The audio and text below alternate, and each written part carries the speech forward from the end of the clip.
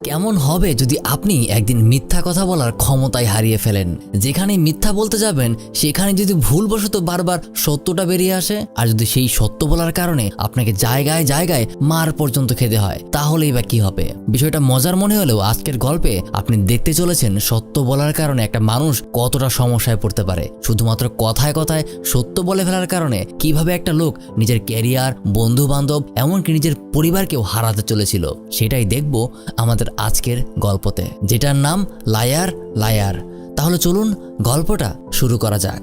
এই লোকটার নাম ফ্লেচার। চাপাবাজিতে সে সকল ওস্তাদের ওস্তাদ। পেশায় সে একজন লয়ার, অর্থাৎ উকিল। সে খুবই তাড়াহুড়োর মধ্যে আছে, কারণ বাসায় তার ছেলে আজকে তার জন্য অপেক্ষা করবে। কিন্তু সে যখন বাইরে বের হচ্ছিল তখনই তার একজন কলিগ তার কাছে একটা নতুন কাজ নিয়ে আসে, যার কারণে সে আবারও নিজের ছেলের কথা বলে কাজে চলে যায়। অপরদিকে এই ছোট্ট বাচ্চাটা হলো ফ্লেচারের একমাত্র ছেলে ম্যাক্স। ক্লাসের টিচার তাদের প্রত্যেককে নিজেদের বাবা সম্পর্কে কথা বলতে বলে। একজন বলে তার বাবা পুলিশ ইন্সপেক্টর, তো আরেকজন বলে তার বাবা ইঞ্জিনিয়ার। কিন্তু যখন ম্যাক্সের পালা আসে তখন সে পরিচয় দেয় যে তার বাবা নাকি একজন লায়ার, যেটা শুনে টিচার অবাক হয়ে যায়। ইংরেজিতে লায়ার শব্দের অর্থ হলো মিথ্যুক, অর্থাৎ যে অনেক মিথ্যা কথা বলে। কিন্তু ম্যাক্সকে আরেকটু ভালো মতো জিজ্ঞাসা করতে তখন ম্যাক্স তাকে জানায় যে তার বাবা নাকি প্রতিদিন কোর্টে জজের সামনে কথা বলে। আর এইটা শুনে টিচার বুঝে যায় যে তার বাবা আসলে লায়ার না, বরং লয়ার, অর্থাৎ একজন আইনজীবী। কিন্তু ম্যাক্স কিন্তু তার টিচারকে মিথ্যা কিছু বলেনি, আসলেও তার বাবা একজন বড় মানের মিথ্যুক। স্কুল শেষে ম্যাক্স তার মায়ের সাথে তার বাড়িতে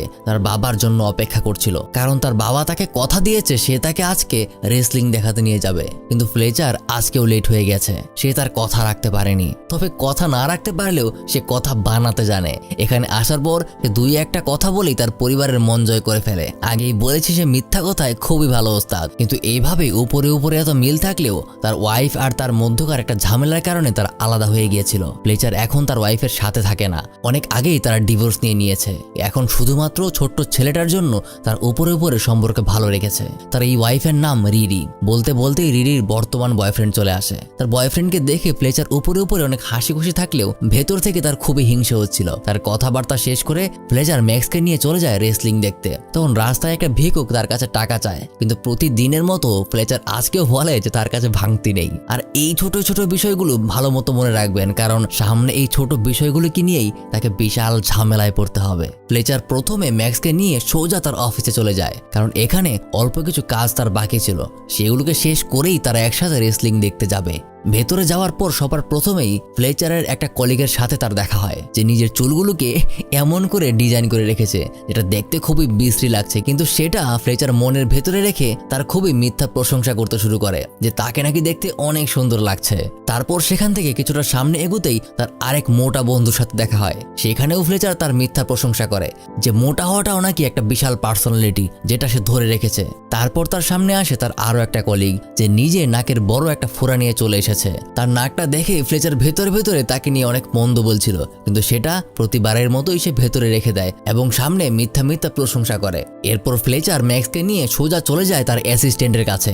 এই বৃদ্ধ মহিলাটাই তার অ্যাসিস্ট্যান্ট, তার নাম লুসি। তারপর কথাবার্তায় হঠাৎ ম্যাক্স যখন তাদের সামনে নিজের জন্মদিনের কথা তুলে ধরে, তখনই ফ্লেচারের মাথায় হাত, কারণ সে নিজের ছেলের জন্মদিনের কথাই ভুলে গিয়েছে। তাই কোনো রকমে সে নিজের ছেলেকে তার অফিস রুমে পাঠিয়ে দেয় আর লুসিকে জিজ্ঞাসা করতে শুরু করে যে এখন সে কি করবে। কিন্তু লুসি তাকে রিল্যাক্স হতে বলে, কারণ সে জানতো যে ফ্লেচার আবারও তার ছেলের জন্মদিন ভুলে যাবে। সেই জন্যই সে আগে থেকেই তার ছেলের জন্য একটা গিফট রেডি করে রেখেছে। যাক, এইবারের জন্য ফ্লেচার বেঁচে গেল। তখনই ফ্লেচারের বস সেখানে চলে আসে, তার নাম মেরিন্ডা। ফ্লেচার নিজের বসের সাথেও বেশ ভালোই ফ্লার্ট করতে শুরু করে, আর এই কারণেই মূলত সবাই তাকে পছন্দ করে, কারণ সে খুব ভালো ভালো মিথ্যা প্রশংসা করতে পারে। কথাবার্তায়ও সে অনেক মিথ্যা কথা বলে। মেরিন্ডা তার জন্য রাতের একটা প্রস্তাব নিয়ে এসেছে। প্রথমে সে মনে করে হয়তোবা মেরিন্ডা তাকে ডেট করতে চায়, কিন্তু পরে সে বুঝতে পারে সে তার জন্য একটা কেস নিয়ে এসেছে। আজ রাতের মধ্যেই নাকি সেই কেস নিয়ে পুরো স্টাডি তাকে করতে হবে, যার কারণে সেখানে নিজের কাজ শেষ করে নিজের রুমে ফিরে আসার পর তার ছেলে ম্যাক্সকে সে বোঝায় যে তার কথা সে আজ রাখতে পারবে না, তাকে সে অন্য কোনো একদিন রেসলিং দেখাতে নিয়ে যাবে। সেজন্য ম্যাক্সের খুবই মন খারাপ হয়। এভাবেই কাজ করতে করতে তার সকাল হয়ে যায়। সকালে যখন ম্যাক্স তার বাবাকে খুঁজতে আসে তখন সে তার বাবাকে কাজ করতে দেখে। ঠিক তখনই ফ্লেচার তাকে জন্মদিনের উইশ করে আর বলে যে গতকাল রাতে নাকি তার পুরো গিফটের বক্স সে খেয়ে ফেলেছে।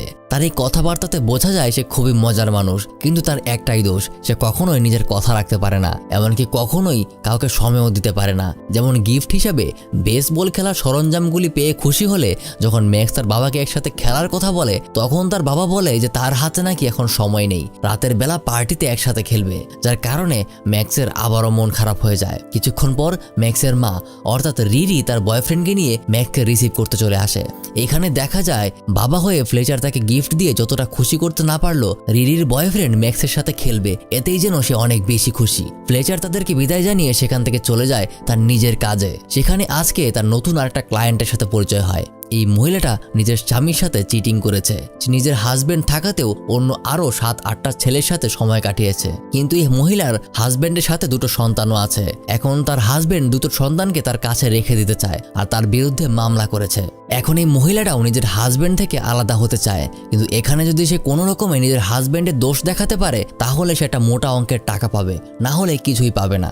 যেন সে কোনো রকমে দোষটা হাজবেন্ডের ঘাড়ে ফেলে দেয়। মহিলাটা প্রথম কোনো উকিলের উপরই ভরসা করতে পারছিল না, কিন্তু এই প্রথম ফ্লেচারের কথায় সে এতটাই আত্মবিশ্বাসী হয়ে ওঠে যে সে কনফার্ম করে দেয়। আর ফ্লেচারের বস মেরিন্ডা নিজেও তার প্রতি ইমপ্রেস হয় আর তার সাথে ঘনিষ্ঠ হতে শুরু করে। অপরদিকে বাড়িতে ম্যাক্সের জন্মদিনের পার্টির আয়োজন করা হয়, কিন্তু এখনো ফ্লেচারের কোনো খবর নেই। তখন রিরির বর্তমান বয়ফ্রেন্ড তাকে মানাতে শুরু করে। আসলে আজকে থেকে কিছুদিন আগেও রিরির বয়ফ্রেন্ড তাকে একটা ডিনারে নিয়ে গিয়েছিল আর সেখানে এসে তাকে বিয়ের প্রপোজ করেছিল, কিন্তু সেই দিন রিরি কিছুই বলেনি। তাই আজকে তাকে আবারও জিজ্ঞাসা করছে কেন সে এখনো ফ্লেচারের জন্য চিন্তা করে। সে কখনোই তাকে সময় দিতে পারেনি আর কখনোই সে তার প্রতি লয়ালও ছিল না, কেন সে তাকে ভুলে যাচ্ছে না। তখনই রিরি জানায় শুধুমাত্র তার ছেলের জন্য। ম্যাক্স নাকি তার বাবাকে অনেক ভালোবাসে, যদি সে বিয়ে করে তাকে নিয়ে অন্য কোথাও চলে যায় তখন বাবার সাথে দেখা করাটা তার জন্য অনেক অসুবিধা হয়ে পড়বে। তো এখনো ফ্লেচার নিজের কথা মতো পার্টিতে আসতে পারেনি। রিরি যখন তাকে কল করে তখন দেখা যায় সে নিজের বস মেরিন্ডার সাথে খুবই অন্তরঙ্গ সময় পার করার প্রস্তুতি নিচ্ছে, কিন্তু সে রিরিকে জানিয়ে দেয় যে তার নাকি একটা আর্জেন্ট কাজ এসে পড়েছে। এই বলেই সে ফোনটা রেখে দেয়। আর এদিকে ফ্লেচার আসবে না বলে ম্যাক্স কিছুতেই তার কেক কাটতে রাজি হচ্ছিল না। তার মা তাকে অনেক বোঝায়, তাকে বলে যে আজকের কেকটা দ্রুত কেটে ফেলতে, আজকের দিনে নাকি স্রষ্টা তার একটা উইশ পূরণ করবে, সেই জন্য উইশটা করে কেকটা কেটে ফেলে। এটা শুনেই ম্যাক্স উইশ করে যেন তার বাবা আর কখনো মিথ্যা কথা বলতে না পারে। তার উইশটা করার সাথে সাথেই বোধহয় স্রষ্টা তার কথা শুনে ফেলে। ওদিকে সবেমাত্র ফ্লেচার তার বসের সাথে অন্তরঙ্গ মুহূর্ত পার করেছে। তার বস যখন তাকে জিজ্ঞাসা করে যে কেমন লাগলো সময়টা, উত্তর দিতে গিয়ে সে যখনই বরাবরের মতোই মিথ্যা প্রশংসা করতে যাবে তখনই তার মুখ থেকে বের হয়ে আসে সে যতটা ভালো ভেবেছিল ততটা ভালো হয়নি, যার কারণে তার বস বিরক্ত হয়ে তাকে ঘাড় ধাক্কা দিয়ে বের করে দেয়। কিন্তু সে এটা ভেবে অবাক হচ্ছিল যে সে তো আরেকটা কথা বলতে চেয়েছিল, কিভাবে তার মুখ থেকে সত্য কথা বেরিয়ে আসলো। পরের দিন যখন সে নিজের অফিসে যেতে লিফটের সামনে আসে তখনই ভেতরে একটা মেয়েকে দেখে তার অনেক মনে ধরে যায়। এই মেয়েটার সাথেও সে ফ্লার্ট করতে শুরু করে। প্রথম সবকিছু ঠিকই ছিল, তো যখনই সে মেয়েটার প্রশংসা করতে যাবে তখনই তার মনের কথা বেরিয়ে আসে। আর আপনারা বুঝতেই পারছেন তার মনে আসলে কি কথা ছিল। মানে থাক সেগুলো আর না বলি। কথাটা বলার পর সে নিজেও একদম পুরো বলদের মতো হয়ে যায়। আর মেয়েটাও অবাক হয়ে যায় কিভাবে একটা লোক তাকে এইসব কথা বলতে পারে। তার এসব পাগলামি দেখে মেয়েটা তাকে উদম কেলিয়ে লিফট থেকে বের করে দেয়। সে প্রতিদিন যে রাস্তা দিয়ে নিজের অফিসে যায় সেই রাস্তায় প্রত্যেকটা দিন একটা ভিক্ষুক তার কাছে টাকা চাইতো। আজকেও যখন ভিক্ষুক তার কাছে টাকা চাইতে আসে তখন ফ্লেচার নিজের মুখ বন্ধ রাখার অনেক চেষ্টা করে, কিন্তু অবশেষে সেই ভিক্ষুককেও উল্টাপাল্টা কথা বলে ফেলে যেগুলো তার মনের ভেতরের প্রতিদিন আসতো, কিন্তু সে কখনোই মুখ ফুটে সেগুলো বলতো না। এইভাবে কোর্টে যখন সবাই উপস্থিত ছিল তখন ফ্লেচারের বিপরীত পক্ষের উকিল তাকে হাই গেল করতে আসে। তিনি ফ্লেচারকে জিজ্ঞাসা করে যে কোন যুক্তিতে সেই মহিলার কেসটা লড়তে এসেছে, কারণ এই মহিলা সরাসরি 7 জনের সাথে মেলামেশায় লিপ্ত ছিল, এমনকি এখনো আছে। আর এসব কথা শুনে ফ্লেচার নিজেও তাকে বলেই ফেলতে ধরে যে আজকে নাকি সে ভরে ভরে মিথ্যা কথা বলবে কেসটা জেতার জন্য। ঠিক তখনই তার কথাগুলো আটকাতে গিয়ে সে উল্টাপাল্টা অঙ্গভঙ্গি করতে শুরু করে, অর্থাৎ এক কথায় তার মুখ থেকে সে কোনো সত্যই আটকাতে পারছে না। যখন সে মিথ্যা কথা বলতে যাচ্ছে তার মুখ থেকে শুধু সত্য বের হয়ে আসছে। ফ্লেচার জানে যে তার মক্কেল আসলে অপরাধী অর্থাৎ দোষী, কিন্তু তবুও সে প্ল্যান করেছিল তাকে মিথ্যা কথা বলে কেসটা জিতিয়ে দেবে। যখন কোর্টে জজ সাহেব প্রবেশ করে তখন তার সামনেও সে ভুরি ভুরি মিথ্যা কথার বদলে উল্টো সত্যি কথা বলে ফেলতে শুরু করে। যেখানে কথা ছিল সে তার মক্কেলকে বাঁচাবে, সেখানে সে নিজেই তার মক্কেলকে ফাঁসিয়ে দিচ্ছে। এমনকি সে সত্য কথা আটকাতে গিয়ে তার চেহারার এক্সপ্রেশন দেখে জজ সাহেব নিজেও ভয় পেয়ে যাচ্ছে, যার কারণে একসময় জজ সাহেব তাকে সুস্থ হওয়ার জন্য কোর্টের টাইম দুপুর 1:30 পর্যন্ত স্থগিত করে দেয়। সেখান থেকে যাওয়ার সময় তার সাথে যারই দেখা হচ্ছিল সবাইকেই সে একটা করে সত্যি কথা বলে দিচ্ছিল। যেমনটা মুভির শুরুতে দেখানো, তার এই বান্দর মাথাওয়ালা চুলের কলিগকে সে বান্দরনি বলে, আর মোটা বন্ধুটাকে সে ভুরিওয়ালা মোটকো বলে অপমান করে, আর এই নাকে ফোড়াওয়ালা কলিগটাকেও সে ডাইরেক্ট নাক কাটা গন্ডার বলে চলে যায়। এমনকি সে নিজের রুমে বসে তার প্রাক্তন ওয়াইফ রিরিকে কল করে, তাকেও সে উল্টাপাল্টা সত্য কথা বলে দিচ্ছে যে সে নাকি গত রাতে নিজের বসের সাথেই অন্তরঙ্গ হয়েছিল, সে নাকি আজকে আসতে পারবে না কারণ তার একটা অদ্ভুত সমস্যার কারণে কোর্টের টাইম পিছিয়ে দেওয়া হয়েছে, যেটা তার ওয়াইফ মোটেও বিশ্বাস করে না। কারণ রিরি তাকে শুরু থেকেই চেনে, সে নিঃশ্বাসে নিঃশ্বাসে মিথ্যা কথা বলে। আজকের কথা না রাখতে পারার কারণে তার ওয়াইফ এবার এতটাই বিরক্ত হয়ে গেছে যে সরাসরি তাকে বলে দেয় যে সে নাকি সামনেই তার বয়ফ্রেন্ডকে বিয়ে করে শহর ছেড়ে চলে যাবে। তাই ফ্লেচারকে সে লাস্ট বারের মতো নিজের ছেলের সাথে দেখা করতে বলে। আর এই কথা শুনে তো ফ্লেচারের একদম মাথায় বাস। এখানে তার প্রাক্তন ওয়াইফ অন্য কাউকে বিয়ে করছে, এই জন্য তার কোনো মাথা ব্যথা নেই। তার দুশ্চিন্তা হলো যদি তারা শহর ছেড়ে চলে যায় তাহলে তার ছেলের সাথে সে কখনো দেখা করতে পারে না। তাই রিরিকে সে প্রথমে ভালো মতো বোঝায়, কিন্তু যখন সে বুঝতে চায় না তখন সে তাকে অপেক্ষা করতে বলে আর নিজে তার গাড়ি নিয়ে বের হয়ে পড়ে। কিন্তু তাড়াহুড়ো করতে গিয়ে সে পুলিশের হাতে ধরা খেয়ে যায়। যখন পুলিশ তাকে জিজ্ঞাসা করে সে কেন এত জোরে গাড়ি চালাচ্ছিল, তখন সে উল্টো বলে দেয় যে এর আগেও সে 50 বার এমন করেছে, যার একটা জরিমানাও সে দেয়নি। এটা শুনে তো পুলিশ তার গাড়িটাই রেখে দেয় আর তাকে হেঁটে আসতে হয়। আবারও তাকে লেট হয়ে যেতেই হলো। সে তার ওয়াইফকে যেখানে অপেক্ষা করতে বলেছিল সেখানে সে তাকে পায়নি বলে তাকে খুঁজে এসে বাসায় এসে পড়েছে। তাকে সে বারবার বোঝানোর চেষ্টা করে যে আজকে তার নিজের সাথে কি যেন হয়ে গেছে, কিন্তু রিরি সেটা কিছুতেই বুঝতে পারছে না। তবে যাই হোক, এখনও সে ফ্লেচারকে ভেতর থেকে অনেকটাই ভালোবাসে। তার এই মিথ্যা কথা বলা আর কথা না রাখার কারণেই তাদের এই সম্পর্কটা আজ নেই। কিন্তু আজকে ফ্লেচারের কথায় তার কেমন যেন লাগছে। ফ্লেচার এতদিন পর আজকে সেই পুরোনো দিনের কথাগুলো বলছে।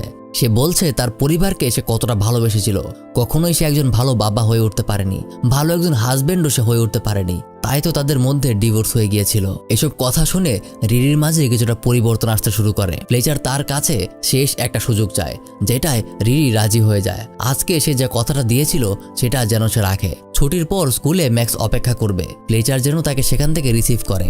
গাড়িতে উঠে রিরি তাকে বলে, জানো গতকাল বার্থডে পার্টিতে না আসার কারণে তোমার ছেলে কেকটা কাটতে গিয়ে অনেক মন খারাপ করেছিল। সে উইশ করেছিল যেন তার বাবা মিথ্যা কথা বলা বাদ দিয়ে দেয়। এই বলে সে সেখান থেকে চলে যায়। এটা শোনার পরই ফ্লেচার বুঝতে পারে যে কেন তার সাথে এমন হচ্ছে, কি কারণে আজকে সে একটাও মিথ্যা কথা বলতে পারছে না। সে তারপর সোজা চলে যায় ম্যাক্সের স্কুলে। ম্যাক্সের টিচারের কাছে গিয়ে সে রিকোয়েস্ট করে ম্যাক্সকে বাইরে নিয়ে আসে আর তাকে সমস্ত ঘটনা খুলে বলে যে তার উইশ করার জন্য আজকে সারাদিন সে কোনো মিথ্যা কথা বলতে পারছে না, তাই তার জন্য সে আবারও একটা কেক নিয়ে এসেছে। এবার জন্য সে উইশ করে যেন তার বাবা মিথ্যা কথা বলতে পারে। কিন্তু ম্যাক্স কিছুতেই বুঝতে পারে না যে কেন একটা মানুষের মিথ্যা কথা বলা দরকার। সে সত্য বলছে, এটাই তো ভালো কথা, কিন্তু তবুও ফ্লেচার ম্যাক্সকে বারবার রিকোয়েস্ট করতে থাকে, যার কারণে ম্যাক্স তার কথা মতো আবারও উইশ করে। কিন্তু যখন ফ্লেচার সেটা টেস্ট করতে চায় তখন দেখা যায় এবারের উইশটা কোনো কাজে আসেনি। তার মুখ থেকে এখনো সত্য কথাই বের হচ্ছে। তখন ম্যাক্স তাকে জানায় যখন সে মিথ্যা কথা বন্ধ করার উইশ করেছিল সেটা সে একদম মন থেকে করেছিল, কিন্তু এটা এখন সে মন থেকে করতে পারছে না। তাই ম্যাক্স তাকে সরি বলে সেখান থেকে চলে যায়। এখন ফ্লেচারের তেমন কিছুই করার রইল না। সে আবারও তার অফিসে ফিরে আসে।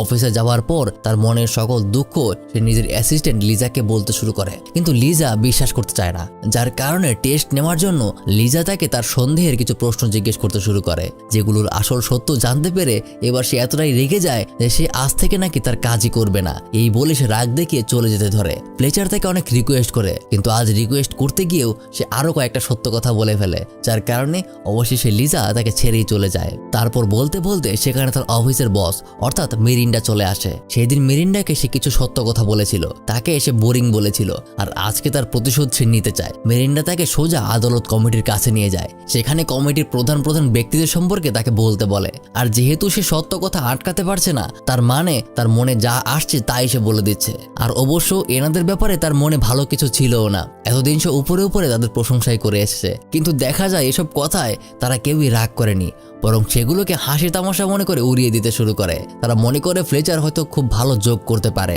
এটাকে জোক মনে করার কারণে সবাই অনেক খুশি হয়ে যায়, সবাই হাসি তামাশা করে ব্যাপারটাকে একদমই উড়িয়ে দেয়। এটা দেখে মিরিন্ডা খুবই বিরক্ত হয়ে ওঠে, তার প্রতিশোধটা সে নিতে পারেনি। সেখান থেকে চলে যাওয়ার পর যখন আদালতে আবার হিয়ারিং এর সময় হয়, কোর্টের সকলের সামনে সে জজকেই উল্টোপাল্টা কথা বলতে শুরু করে। কোনো রকমে সে বিষয়টা সামলিয়ে তার বিপরীত পক্ষকে কথা বলতে সুযোগ দেয়। সেখানে বিপরীত পক্ষের উকিল তার সমস্ত রিপোর্ট আর প্রমাণের উপর ভিত্তি করে এটা নিশ্চিত করে যে তার বিপরীত পক্ষের মক্কেলের কাছে প্রতি রাতেই আলাদা আলাদা পরপুরুষ আসতো। এমনকি তার হাজব্যান্ড এক সুযোগে সেখানে একটা রেকর্ডারও অন করে রেখেছিল, যেটা যখন আদালতে প্লে করা হয় সেখানকার রেকর্ডিং শুনে বোঝাই যায় যে অপরিচিত ব্যক্তিদের সাথে অভিযুক্ত মহিলা নিয়মিত ইন্টিমেট হতো। এটা শোনার পর জজ যখন ফ্লেচারকে বিষয়টা নিয়ে জিজ্ঞাসা করে তখন সে কিছুই বলতে পারে না, কারণ তার মুখ থেকে সত্য কথা বের হয়ে আসবে, যার কারণে আদালতের কাছে সে টয়লেটে যাওয়ার অনুমতি নিয়ে টয়লেটে চলে যায়। আর সেখানে গিয়ে সে পাগলের মতো করতে শুরু করে, যে নিজে নিজেই ওখান থেকে ওখানে ঝাঁপিয়ে পড়তে শুরু করে যেন সে কিছুটা আহত হয়। সে প্ল্যান করছিল এভাবে আহত হওয়ার পরে হয়তো আদালত থেকে সে আরো কিছুটা সময় পাবে। সে তার প্ল্যান মতোই নিজেকে খুব বাজেভাবে জখম করে ফেলে। আর এই অবস্থায় যখন তাকে কোর্টে নিয়ে আসা হয় তখন জজ সাহেব জিজ্ঞাসা করে যে এটা কিভাবে হলো, কে করেছে। তখন আবারও সত্য কথাটা বলতেই যাবে তখনই তার মাথায় একটা বুদ্ধি চলে আসে। কে করেছে এই কথাটা সরাসরি সে না বলে সে নিজের বিবরণ দিতে শুরু করে, যে আমার নাক থেকে রক্ত বের হচ্ছে, আমার মাথা ফেটে গেছে, এসব উল্টাপাল্টা কথা বলতে শুরু করে, যেগুলো অবশ্যই সত্য কথা। এগুলো শুনে জজ সাহেব কোর্টটাকে আজকের জন্য স্থগিত করার সিদ্ধান্ত নেয়। তবে তার আগে সে জিজ্ঞাসা করে যদি আপনি মনে করেন এই কেসটা আপনি চালিয়ে যেতে পারবেন তাহলে আজকেই আমরা কেসটা শেষ করতে পারি। আর এখানেই সে ফেঁসে যায়, কারণ সে তো জানে তার কিছুই হয়নি, সে কেসটা চালিয়ে নিতে পারবে। আর মিথ্যা কথা সে বলতে পারে না, তাই তাকে হ্যাঁ করেই দিতে হয়, যার কারণে তার কেসটা আবারও চলতে শুরু করে। এবার কোর্ট আধা ঘন্টার জন্য একটা ব্রেক দেয়। ফ্লেচার বাইরে বের হয়ে তার ছেলেকে কল করে আর তাকে সে কথা দেয় 2 ঘন্টার ভেতরেই তার সাথে সে দেখা করবে আর তারা একসাথে খেলতে যাবে, কারণ সে তার ওয়াইফকে কথা দিয়েছিল যে সে সময় মতো বাড়িতে আসবে। তখন ফ্লেচারের সাথে তার মক্কেল দেখা করতে আসে। মহিলাটা নিজের বয়ফ্রেন্ডকে নিয়ে এসেছে, তাকে মিথ্যা সাক্ষী দেওয়ানোর জন্য ফ্লেচার নিজেই তাকে বলেছিল, কিন্তু এখন যখন সে তাকে শিখিয়ে দিতে চেষ্টা করে তখন তার মুখ থেকে কোনো কথাই বের হচ্ছে না, কারণ নিজে যদি সে মিথ্যা কথা বলতে না পারে তাহলে অন্য কাউকে সে মিথ্যা কথা বলতে শেখাতে পারবে না। তার মুখ থেকে একটা কথাও বের হচ্ছে না। সময় মতো আধা ঘন্টা পার হলে ভেতরে আবারও কোর্টে সবাই উপস্থিত হয়। সেখানে বিপরীত পক্ষের উকিল নিজের কথাবার্তা শেষ করার পর যখন ফ্লেচারকে সুযোগ দেওয়া হয় তখন ফ্লেচার সাক্ষীকে আদালতে হাজির করতে পারলেও তাকে নিয়ম অনুযায়ী কোনো প্রশ্ন করতে পারে না। সে যতবার তাকে মিথ্যা প্রশ্ন জিজ্ঞাসা করতে যায় ততবারই সে পাগলের মতো করতে শুরু করে। সে বুঝতে পারছে না কিভাবে প্ল্যানিং অনুযায়ী সবকিছু হবে। আর এরকম আবোল তাবোল উল্টাপাল্টা কথা জিজ্ঞেস করতে করতে এক সময় তার মক্কেলের বয়ফ্রেন্ড রেগে গিয়ে সত্য কথা বলে ফেলে যে রাতে নাকি সে এসেছিল আর তার সাথে ইন্টিমেট হয়েছিল, যার কারণে এখানে সবকিছুই ক্লিয়ার হয়ে যায়। জজ সাহেব এখন রায় দিয়ে দেবে। ঠিক তখনই সেখানে তার মক্কেলের সাথে ঝামেলা করতে গিয়ে হঠাৎই ফ্লেচারের মাথায় একটা বুদ্ধি চলে আসে। সে খেয়াল করে তার মক্কেলের বার্থ সার্টিফিকেট এবং ড্রাইভিং লাইসেন্সের জন্ম তারিখ আলাদা আলাদা। তখনই সে জিজ্ঞাসাবাদ করার পরে বুঝতে পারে যে এখানে কিছু একটা ঘাপলা আছে। জজ সাহেবকে সে রিকোয়েস্ট করে তাকে একটু সময় দেওয়ার জন্য। তখন তার মক্কেলকে যখন কোর্টে তুলে সে জিজ্ঞাসা করে তখনই বের হয়ে আসে সত্য কথা যে সে নাকি বিয়ে করার জন্য জন্ম নিবন্ধনের একটা জাল কপি তৈরি করেছিল, যেখানে তার বয়সটা বাড়িয়ে দেওয়া হয়েছিল, অর্থাৎ আইনি ব্যবস্থা অনুযায়ী নাবালিকা অবস্থায় তার বিয়ে হয়েছিল, যার কারণে এই বিয়েটাই আইনগতভাবে কোনো স্বীকৃত বিয়ে নয়। আর এতে করে হাজব্যান্ডের সাথে তার আইনি কোনো সম্পর্ক নেই, অর্থাৎ তার হাজব্যান্ডের এতে হস্তক্ষেপ করার কোনো অধিকারই নেই।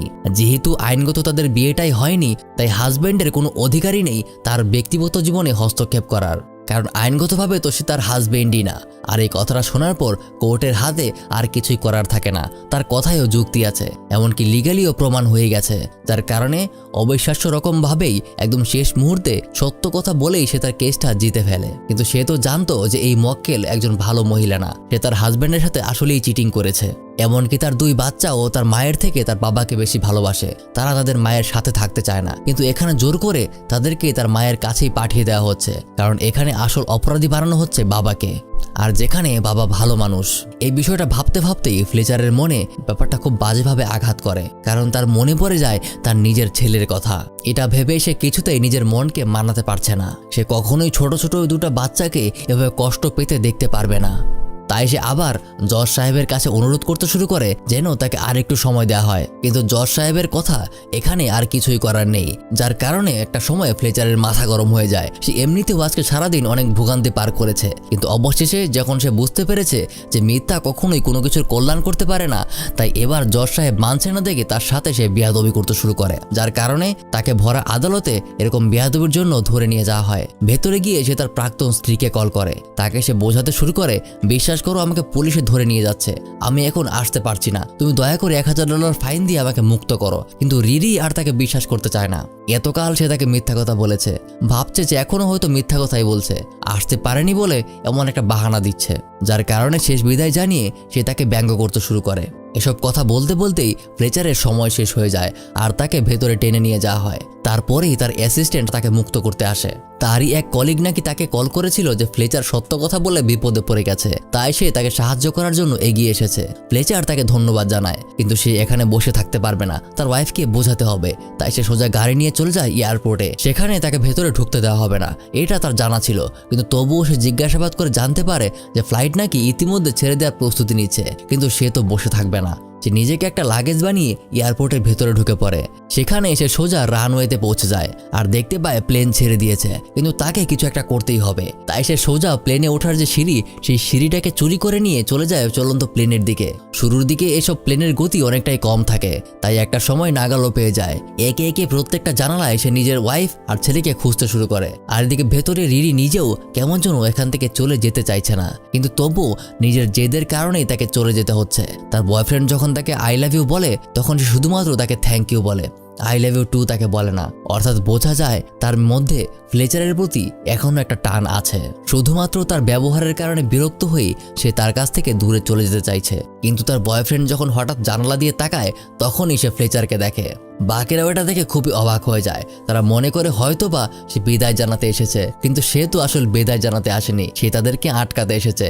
একটা সময় প্লেন থামানোর জন্য সে নিজের গতি বাড়িয়ে দেয় আর একদম গিয়ে পাইলটের সামনের চেম্বারে নিজের জুতা খুলে মারে, যার কারণে প্লেনে কোনো সমস্যা হয়েছে নাকি এটা মনে করে পাইলট প্লেন থামাতে শুরু করে। কিন্তু প্লেন থেমে গেলে কি হবে, ফ্লেচার যেই সিঁড়িতে করে যাচ্ছিল সে সেটা ব্রেক মারতে ভুলে যায়, যার কারণে একসময় ব্রেক ফেল হয়ে ফ্লেচার লাগেজের সামনে গিয়ে হুড়মুড়িয়ে পড়ে। রাতের বেলায় পুলিশ এসে জিজ্ঞাসাবাদ করে জানতে পারে যে সে নাকি মানসিকভাবে কিছুটা ভারসাম্যহীন, কারণ আজকে সারাদিন সে পাগলের মতো ব্যবহার করেছে। সেখানে কিছুক্ষণের মধ্যেই রিরি আর ম্যাক্সও চলে আসে, আর সাথে তার বয়ফ্রেন্ড। কিন্তু আজই প্রথম ফ্লেচার নিজের মন থেকে কথা বলছে, যে তাদেরকে কতটা ভালোবাসে সেটা সে তাদেরকে আবারও জানায়। আজকে সে সারাদিন কোনো একটা মিথ্যা কথাও বলতে পারেনি। ম্যাক্সের উইশ পূরণ হয়েছে, সে তাদেরকে সরাসরি বলে পৃথিবীর সবকিছু থেকে সে তাদের দুজনকে অনেক ভালোবাসে। এই কথাগুলি শুনে রিরি নিজের ডিসিশন পরিবর্তন করতে শুরু করে। এমনকি ম্যাক্স নিজেও তার মাকে বোঝায় যে সে মিথ্যা কথা আর বলতে পারে না, কারণ তার উইশ পূরণ হয়ে গেছে। অবশেষে ম্যাক্স তার মাকে জিজ্ঞাসা করে আমাদের কি শহর ছেড়ে চলে যেতেই হবে এখন? ঠিক তখনই রিরির বয়ফ্রেন্ড এগিয়ে আসে আর জানায় না বাবা, তোমাদের যেতে হবে না। অর্থাৎ সে নিজে থেকেই তার পরিবারকে আবার মিলিয়ে দেয়। আর মাঝখান দিয়ে ফ্লেচার বুঝতে পেরেছে যে সত্যের জোর কতটা। তারপর একটা বছর পার হয়ে যায়, তারা আবারও সুখে শান্তিতে থাকতে শুরু করে। মাঝখান দিয়ে ফ্লেচার আবারও মিথ্যা কথা বলতে শুরু করেছিল, কিন্তু সেটা শুধুমাত্র অনেক বেশি দরকার হলে। সে এখন নিজের পরিবারকে সময় দিতে পারে, এমনকি সবকিছুর ভারসাম্য রেখেই চলে। অর্থাৎ তারা পুনরায় একটা হ্যাপি ফ্যামিলিতে পরিণত হয়েছে। আর এখানেই শেষ হয়ে যায় আজকের সিনেমার গল্প। আসলেও মিথ্যা এমন একটা জিনিস যেটা আপনাকে সাময়িকভাবে বাঁচাতে পারবে। হয়তোবা একটা মিথ্যা কথা বলার কারণে আপনার সামনের মানুষটা অনেক ইমপ্রেস হবে, অনেক খুশি হবে, কিন্তু যার শুরুটাই মিথ্যা কথা দিয়ে সেটা কখনোই টিকে থাকে না। যাই হোক, এমন আরেকটা মজার ভিডিও দেখার জন্য ডান পাশের এই ভিডিওটাতে ক্লিক করতে পারেন। দেখা হবে পরের ভিডিওতে।